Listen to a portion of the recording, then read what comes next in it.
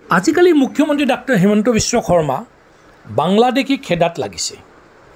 বাংলাদেশীক খেদিছে নে খেদিব পৰা নাই তাৰ নিৰ্ণয় ৰাইজে কৰিব।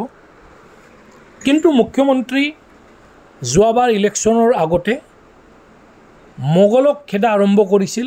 শৰাইঘাটৰ শেষ ৰণ বুলি কৈছিল। ৰণ হ'ল, মুখ্যমন্ত্ৰী জিকিলে 4 বছৰ পাৰ হ'ল।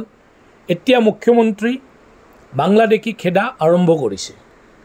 বাংলাদেশী খেদাৰ নামত নিশ্চয় তেওঁ অবৈধভাৱে বসবাস কৰি থকা যিবিলাক বংগীয় মূলৰ মুছলমান আছে তেওঁলোকক ইভিক্ট কৰিছে। তাত আৰু কোনো সন্দেহ নাই, কৰিব লাগে, এইটো ৰাজ্য চৰকাৰৰ কাম।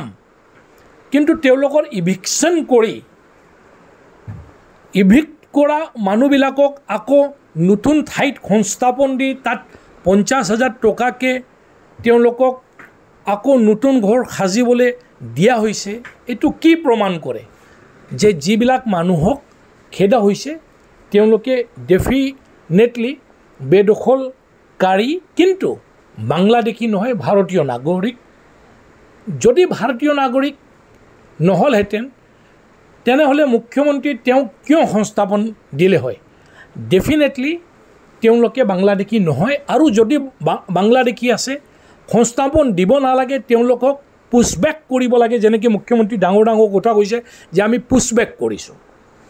এতিয়া এইবিলাক ভাষণবাজি চলিব, কাৰণ কাৰাপশ্যনক আদি কৰি এমপ্লয়মেণ্টৰ ইছ্যুত মুখ্যমন্ত্ৰী একোৱে কৰিব পৰা নাই। এতিয়া চবতে আপুনি দেখিবলৈ পাব যে কাৰাপশ্যন। মুখ্যমন্ত্ৰী বিধায়কক আদি কৰি খোদ মুখ্যমন্ত্ৰীৰ ওপৰত চিণ্ডিকেটক প্ৰশ্ৰয় দিয়া বা ভ্ৰষ্টাচাৰক প্ৰশ্ৰয় দিয়া কথা ডেইলি আপুনি বাতৰি কাকতত পাই থাকে। গতিকে মুখ্যমন্ত্ৰী এতিয়া আকৌ হিন্দু মুছলমানৰ ৰাজনীতি কৰা আৰম্ভ কৰিছে। এতিয়া তেওঁ কৈছে যে অসমীয়া জাতি কোনোদিনে কাৰো বশ্যতা স্বীকাৰ কৰা নাই। পিঠুৱে বা লাচিতে আমাক শিকাই গৈছে। ডেফিনেটলি কৰা নাই, কিন্তু যি সময়ত কৰা নাই এই সময়ত অসমীয়া জাতি আছিল এটা স্বাৱলম্বী জাতি। তাৰপিছত কি হ'ল? আজি সৰু সুৰা কাৰ্যৰ বাবে আমি বেলেগৰ ওপৰত নিৰ্ভৰশীল। খেতি পথাৰত আমাৰ মানুহ নাই, আমি খেতি কৰিব নিবিচাৰোঁ। কাৰ্পেণ্টৰ আমাৰ নাই, আমাৰ নাপিত নাই, আমি ঠেলা ৰিক্সা নচলাওঁ, লেবাৰ আমাৰ নাই, কোনো ধৰণৰ আমি কাম নকৰোঁ। ডিগনিটি অফ লেবাৰ বুলি কোনো হেৰিয়ে নাই আমাৰ। গতিকে প্ৰত্যেকটা কামৰ বাবে আজি আমি বেলেগৰ ওপৰত নিৰ্ভৰ। আজি বংগীয় মুছলমান যদি আছে, বংগীয় মূলৰ যদি মুছলমান ইয়াত আছে, তেওঁলোকে শাক পাচলিক আদি কৰি খেতি পথাৰত ধান চান এইবিলাক চব কাম তেওঁলোকে কৰে। তেওঁলোকে কৰা কামৰ বাবেহে আমি আজি চাউল তাউল এইবিলাক পাওঁ আৰু আমাৰ ঘৰত শাক পাচলি চব্জি তৰকাৰী এইবোৰ আছে। তেওঁলোকে ৰিক্সা চলাই আছে, তেওঁলোকে এতিয়া গাড়ী ঘোঁৰা এইবিলাক চলাই আছে। ওলা উবেৰত আপোনালোকে যাওক, তেওঁলোকেহে চলাই আছে। গতিকে এতিয়া তেওঁলোকক গালি পাৰি লাভ নাই। আল্টাৰনেটিভ কি আছে? কি অসমীয়া জাতিক স্বাৱলম্বী বনাবলৈ বা স্বাৱলম্বী কৰি গঢ়ি তোলাত মুখ্যমন্ত্ৰীয়ে কিবা কৰিব পাৰিছে নেকি? কৰিব পৰাটো নাই। এতিয়া কথা কৈ লাভ নাই। গৰু চোৰে হওক বা বেলেগ কিবা হওক বা চিণ্ডিকেটে হওক বা কোল চোৰে হওক, এইবিলাক কামে অসমত চলি আছে।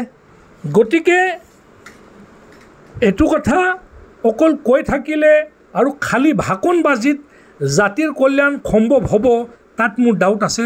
কল্যাণ জাতিৰ সম্ভৱ নহয়। অসমীয়াক পুনৰ স্বাৱলম্বী কৰি তোলাটো সময়ৰ দাবী। ইয়াত কিন্তু মুখ্যমন্ত্ৰী সফল হ'ব পৰা নাই। আৰু মুখ্যমন্ত্ৰীয়েও জানে, কাৰণ যিবিলাক এতিয়া ছাৰ্ভে ওলাই আছে, ছাৰ্ভেত এইটো জল পটকৈ স্পষ্ট হৈ পৰিছে যে মুখ্যমন্ত্ৰীৰ নেতৃত্বত, হিমন্ত বিশ্ব শৰ্মাৰ নেতৃত্বত পুনৰ আকৌ 2026ত বিজেপিয়ে জিকিব নোৱাৰিব। এতিয়া বিজেপিৰ ভৰসা এটাই যে কিবা কৰি হ'লেও এতিয়া বাংলাদেশী বা হিন্দু মুছলমানৰ ইছ্যুটোক যদি আমি আকৌ ৰাইজৰ মনত পেলাই দিব পাৰোঁ, ৰাইজৰ মনত সোমাই দিব খোজোঁ বা সোমাই দিব পাৰোঁ, তেতিয়াহে আমি জিকিব পাৰিম। আৰু এই প্ৰচেষ্টাত মুখ্যমন্ত্ৰী লাগিছে, এই উচ্ছেদ কৰি আছে। উচ্ছেদক কোনেও বেয়া পোৱা নাই। যদি ক'ৰবাত বেদখল কৰিছে উচ্ছেদ হ'বই লাগিব, এইটো ৰাজ্য চৰকাৰৰ কাম। এতিয়া নিজৰ ডিউটি কৰি তেওঁলোকে তাৰ বাহ ল'ব খোজে। ইমান যদি মানুহ এতিয়া কৈছে মণিপুৰীও আহি আছে, যদি মণিপুৰীও আহি আছে তেওঁলোকক বাধা দিব কোনে? ডেফিনেটলি মুখ্যমন্ত্ৰী দিব লাগিব, প্ৰশাসন দিব লাগিব। আপুনি ফেইল হৈছে, আপুনি এতিয়া ফেইল হোৱা কামটোকে ৰাইজক ভয় খুৱাব বিচাৰিছে যে মণিপুৰীও আহি আছে বা এফালে নগাঁও আহি আছে, মেঘালয় বা খাচীও আহি আছে। এইবিলাক কথা কৈতো লাভ নাই। তাত কিবা এটা ব্যৱস্থা আপুনি ল'ব লাগিছিলে, ব্যৱস্থা লোৱাত আপুনি ফেইল হৈছে। এতিয়া যদি ইলেকশ্যন আহি আছে, ওচৰ চাপিছে, ইলেকশ্যন ওচৰ চপাৰ লগে লগে আপুনি এইবিলাক কাম কৰি তাৰ বাহ ল'ব খোজে বা তাৰ জৰিয়তে ইলেকশ্যন যদি জিকিব খোজে, জিকিব কেনেকৈ? ৰাইজেও এইটো জনা উচিত যে এইবিলাক কাম কৰি মুখ্যমন্ত্ৰী পুছবেক কৰিব পৰা নাই। কিন্তু বাংলাদেশী নামত তেওঁলোকে কৰি আছে। অকল প্ৰশাসনে বংগীয় মূলৰ মুছলমানক খেদিবলৈ চেষ্টা কৰি আছে। এক ঠাইৰ পৰা আন বেলেগ এটা ঠাই লয় তেওঁলোকে সংস্থাপন দি আছে। ইয়াত উচ্ছেদ কৰি আছে, বেলেগ এটা ঠাইত তেওঁলোকক সংস্থাপন দি আছে, টকা 50,000 দি আছে। এইবিলাক কথা চবেই জানে। গতিকে আপুনি যদি ইমান ডাঙৰ অসমীয়াক ইমান ভাল পায়, আপুনি জাতীয়তাবাদী হ'ল, হিন্দুত্ববাদী হ'ল, আপুনি তেওঁলোকক বাংলাদেশলৈ পুছবেক নকৰে কিয়? আপুনি কৈছে পুছবেক কৰিম, এতিয়া আপুনি কৈ আছে 4 বছৰত হিমন্ত বিশ্ব শৰ্মা কৰিব নোৱাৰিব। আপোনাক কেইবছৰ লাগে? 100 বছৰ লাগে? যিটো মানে হাৰত আপুনি কৰি আছে যে বছৰত আপুনি 35 জন, 330 জনক 9 বছৰত বিজেপিয়ে পুছবেক কৰিব পাৰিছে আপোনাৰ কোৱা মতে। গতিকে এই হিচাপত যদি যাওঁ আপোনাক 1 লাখ বছৰ লাগিব বাকী যিবিলাক আছে তেওঁলোকক ইয়াৰ পৰা খেদি দিয়াৰ কাৰণে। গতিকে এতিয়া আপুনি কি 1 লাখ বছৰ অসমৰ মুখ্যমন্ত্ৰী হৈ থাকিব বিচাৰে নেকি, নেপাৰিব নেকি?